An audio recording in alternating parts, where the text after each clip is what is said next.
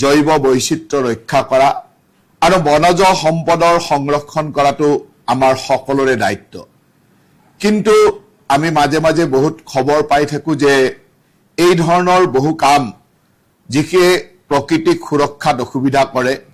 বনজ সম্পদ ধ্বংস কৰে, এনেকুৱা কাম কিছু চলি থকাৰ বাতৰি আমাক কেতিয়াবা চিন্তিত কৰে। বন বিভাগৰ দায়িত্ব লোৱাৰ পিছত মই ভাবো যে বন বিভাগৰ মন্ত্ৰী হিচাপে এয়া মোৰ এক দায়িত্ব আৰু সেই কাৰণে যোৱাকালি আমি আমাৰ মাননীয় মুখ্যমন্ত্ৰী ডক্টৰ হিমন্ত বিশ্ব শৰ্মা ডাঙৰীয়াৰ নিৰ্দেশক্ৰমে এটা খুব কঠোৰভাৱে আমাৰ বিভাগটোক আমি নিৰ্দেশনা দিছো যাতে বিভাগে আমাৰ অসমৰ সকলো ঠাইতে থকা অবৈধ কাঠৰ মিলবিলাক অতি শীঘ্ৰে বন্ধ কৰিব লাগে। এই কাঠৰ মিলবিলাকত বিভিন্ন বনাঞ্চলৰ পৰা অহা কাঠসমূহ চোৰাংভাৱে আহি তাত কাঠসমূহ বিভিন্ন ধৰণে ফলা হয়, যাৰ কাৰণে বহু সময়ত চোৰাংভাৱে বনাঞ্চল ধ্বংসও হয়। সেই কথাসমূহৰ প্ৰতি লক্ষ্য ৰাখি আমি যোৱাকালি মাননীয় মুখ্যমন্ত্ৰী ডাঙৰীয়াৰ নিৰ্দেশ কৰ্মে আমি বিভাগৰ প্ৰতিটো ডিভিজনতে ডিএফঅ সকলক, ৰেঞ্জ অফিচাৰসকলক বা সংশ্লিষ্ট বিষয়াসকলক নিৰ্দেশনা দিছো যে অবৈধ কাঠফলা মিলসমূহ অতি শীঘ্ৰে বন্ধ কৰিব লাগিব, জব্দ কৰিব লাগিব। যোৱাকালিৰ পৰা আমাৰ এই অভিযান চলি আছে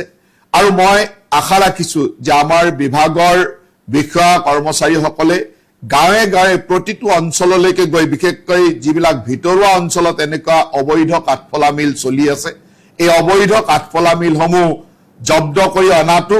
আৰু তাৰ লগত যিখিনি কাঠৰ সংগ্ৰহ তাত পোৱা যায়, এই কাঠসমূহ বৈধ হয় নে নহয় এইসমূহ চোৱাটো দৰকাৰ। চৰকাৰে কিছুমান ঠাইত কাঠৰ মিলৰ পাৰ্মিশ্যন দিয়ে। এই কাঠৰ মিলৰ পাৰ্মিশ্যন দিওঁতে যি পাৰ্মিশ্যন দিয়া আছে, যিমান সাইজৰ বা যি ব্যৱস্থাৰ কাঠৰ মিলৰ পাৰ্মিশ্যন দিয়া আছে, তাতকে যাতে বেলেগ কোনেও লগোৱা নাই সেই কথাবিলাকক বৈধ কাঠৰ মিলবিলাকতো লক্ষ্য কৰিব লাগে। বৈধ কাঠৰ মিলত যিসমূহ কাঠ আহে সেই কাঠসমূহৰ প্ৰপাৰ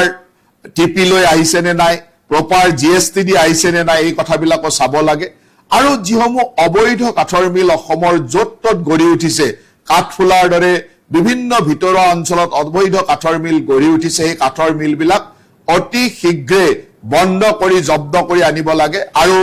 এইবাৰ আমি এটা নিৰ্দেশনা দিছো, যি অঞ্চলতে বিভাগীয় আমাৰ বিষয়াসকলে এই মিল জব্দ কৰি নানিব, তাৰ পিছত যদি সেই অঞ্চলত মিল আমাৰ দৃষ্টিগোচৰ হয়, তেতিয়াহ'লে সেই বিষয়াজন বা সেই অঞ্চলৰ সংশ্লিষ্ট বিষয়াজন তাৰ কাৰণে দোষাৰোপযুক্ত হ'ব আৰু তেওঁৰ ওপৰত আমি বিভাগীয়ভাৱে ব্যৱস্থা ল'ম। আমি সকলো বিভাগীয় ডিএফঅ, ৰেঞ্জ অফিচাৰসকলক নিৰ্দেশনা দিছো যে আপোনালোকে আপোনালোকৰ অঞ্চলত থকা অবৈধ কাঠফলা মিলসমূহ অতি শীঘ্ৰে বন্ধ কৰক আৰু আপোনালোকে নিজে সেই অঞ্চলসমূহলৈকে গৈ অবৈধ কাঠফলা মিলবিলাক চিজ কৰি লৈ আহক। তাত থকা অবৈধ কাঠসমূহ চিজ কৰি আনি তাৰ সম্পূৰ্ণ ফটোগ্ৰাফ, তাৰ জিঅ' টেগিং ফটোগ্ৰাফ আমালৈ পঠাই থাকক। ইতিমধ্যে বহুখিনি ফটো আহিছে আৰু প্ৰতিটো দিনেই কিমান কাঠফলা মিল আপুনি বন্ধ কৰিছে, প্ৰতিজন বিষয়াই, ৰেঞ্জ অফিচাৰ আৰু ডিএফঅই বন্ধ কৰিছে, ৰেঞ্জ ৱাইজ, ডিভিজন ৱাইজ তথ্য আমাক দি থাকিব লাগিব আৰু 100% অবৈধ কাঠফলা মিল বন্ধ হ'ব লাগিব। যিসমূহ বৈধ মিল আছে তাতেও বৈধভাৱে স্বীকৃত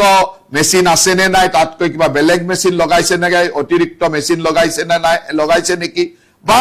তাত যিসমূহ কাঠ আনিছে সেই কাঠসমূহৰ প্ৰপাৰ টিপি আছে নে নাই, প্ৰপাৰ ইউএ বিলেৰে তেওঁলোকে GST পেইড কৰি আহিছিল নে নাই, সেই কাঠসমূহ চেক কৰিব লাগে। আৰু এই কামটো মিছন মোডত যোৱাকালিৰ পৰা আমি আৰম্ভ কৰিবলৈ নিৰ্দেশনা দিছিলো আৰু ইতিমধ্যে আমাৰ বিভিন্ন বিষয়াই এই কামটো কৰি আছে। কিন্তু মোৰ বিভাগৰ ওপৰত বিশ্বাস আছে যে 100% কাঠৰ অবৈধ কাঠফলা মিল যাতে বন্ধ কৰিব পাৰে, তাৰ কাৰণে আপোনালোকে কাম কৰক। আৰু যি বিষয়াই এই কামটো সঠিকভাৱে নকৰিব আৰু যি অঞ্চলতে ভৱিষ্যতে এনেকুৱা ধৰণৰ অবৈধ কাঠফলা মিল পোৱা যাব, সেই অঞ্চলৰ সংশ্লিষ্ট বিষয়াজন তাৰ কাৰণে দোষযুক্ত হ'ব আৰু তেওঁক আমি ব্যৱস্থা গ্ৰহণ কৰিম। যদি তেওঁৰ অঞ্চলত সেই ৰেঞ্জত যদি কাঠফলা মিল চলি থাকে, সেই ডিভিজনত যদি কাঠফলা মিল চলি থাকে, তেতিয়াহ'লে তাৰ সংশ্লিষ্ট ৰেঞ্জ অফিচাৰজন, সংশ্লিষ্ট ডিএফঅজন তাৰ কাৰণে দোষত পৰিব আৰু তেওঁৰ ওপৰত আমি বিভাগীয়ভাৱে ব্যৱস্থা ল'ম গতিকে মই আশা ৰাখো যে এই কেইটা দিনৰ ভিতৰত অহা এসপ্তাহৰ ভিতৰত যাতে সম্পূৰ্ণ অসমৰ অবৈধ কাঠফলা মিলসমূহ বন্ধ হয় তাক আমি বিভাগে নিশ্চিত কৰিবৰ কাৰণে আমি উচ্চপদস্থ বিষয়াসকলক নিৰ্দেশনা দিছো আৰু সকলো দিশ তন্নকৈ চোৱাৰ কাৰণে আহ্বান জনাইছো কাৰণ আমাৰ ওচৰত এনেকুৱা ধৰণৰ খবৰো আছে যে গোৱালপাৰাৰ পৰা কাঠ কাটি ব্ৰহ্মপুত্ৰৰে পাৰ হৈ যায় আৰু এনেকুৱা ভিতৰুৱা অঞ্চলত বিশেষকৈ বাগবৰ ইত্যাদিৰ বহুত ভিতৰুৱা অঞ্চলত অজস্ৰ এনেকুৱা কাঠফলা মিল সৃষ্টি হৈছে যিয়ে এই ধৰণৰ বন ধ্বংস কামত ব্যৱহৃত হয় গতিকে বনাঞ্চল আমি ধ্বংস কৰিব দিব নোৱাৰো অসমৰ বনাঞ্চল ৰক্ষা কৰাটো আমাৰ দায়িত্ব আৰু আমাৰ সংশ্লিষ্ট বিষয়াসকলে এই কথাটোত অত্যন্ত গুৰুত্ব সহকাৰে চাব আৰু যিয়ে ইয়াত গুৰুত্ব নিদিব বিভাগটো তেওঁলোকৰ ওপৰত যথেষ্ট কঠোৰ হ'ব গতিকে মই এই ফেচবুক লাইভৰ জৰিয়তে সকলো বিভাগীয় বিষয়া সংশ্লিষ্ট বিষয়াসকলক এই যে আমাৰ বিভাগৰ পৰা নিৰ্দেশনা গৈছে এই নিৰ্দেশনাটো আপোনালোকক ইয়াৰ পৰাই আৰু সফলভাৱে কৰিবৰ কাৰণে আৰু খুব সুন্দৰভাৱে কৰিবৰ কাৰণে আহ্বান জনাইছো তাৰ লগে লগে আমি অসমৰ ৰাইজক এই ক্ষেত্ৰত সচেতন হ'বৰ কাৰণে আহ্বান জনাইছো অসমৰ ৰাইজে যোৱা সময়ত বিভিন্ন সময়ত মোক বিভিন্ন ধৰণে তথ্য দি আছিল কোট কেনেকুৱা কাঠফলা মিল চলি আছে কোট কেনেকুৱা ধৰণৰ মিল আছে ফটো ইত্যাদি দি আছিল মই অসমৰ ৰাইজলৈ আহ্বান জনাইছো যতে আপোনালোকৰ ঘৰৰ ওচৰত এনেকুৱা অবৈধ কাঠফলা মিল থকা বুলি গম পায় তৎক্ষণাত আমালৈকে আপোনালোকে সেই বাৰ্তা দিব পাৰিব মোৰ অফিচৰ ইমেইলত মোৰ অফিচৰ নাম্বাৰত বিশেষভাৱে এটা বিশেষ নাম্বাৰ মই আপোনালোকক কৈ দিছো সেই নাম্বাৰটো হ'ল 9435204444 এই নাম্বাৰটো হ'ল 9435204444 এই নাম্বাৰটোত আপোনালোকে এনেকুৱা ধৰণৰ অবৈধ কাঠফলা মিল যদি কৰবাত চলি আছে তাৰ ফটো তাৰ তথ্য আপোনালোকে পঠাই দিব আপোনালোকৰ কথাখিনি আমি গোপনে ৰাখি আমি সুন্দৰভাৱে এই মিলসমূহ বন্ধ কৰা কামত আমাৰ বিষয়াসকল নিয়োজিত হ'ব আৰু এই কাঠফলা মিলৰ লগত আমাৰো যদি কোনোবা বিষয়া ভিতৰুৱা গোপন মিতিৰি কৰি চলাই থকাৰ খবৰ আপোনালোকে পায় সেই তথ্য আমাক দিব যাতে আমি যথেষ্ট কঠোৰ হ'ব পাৰো কাৰণ অসমত অবৈধ কাঠফলা মিল থাকিলে আমাৰ বিভিন্ন অঞ্চলত বনাঞ্চল ধ্বংস হৈ থাকিব আৰু বনাঞ্চল আমি ধ্বংস হ'ব দিব নোৱাৰো বনাঞ্চল ৰক্ষা কৰাটো আমাৰ দায়িত্ব সেই কাৰণে আজিৰে যোৱাকালিৰে পৰা আমাৰ এই অভিযান চলিছে অহা এসপ্তাহ ধৰি পুৰা মিছন মুডত এই অভিযান চলিব আৰু মই বিষয়াসকলক নিৰ্দেশনা দিছো যাতে আপোনালোকে সম্পূৰ্ণ দায়বদ্ধতাৰে এই কামখিনি কৰি 100%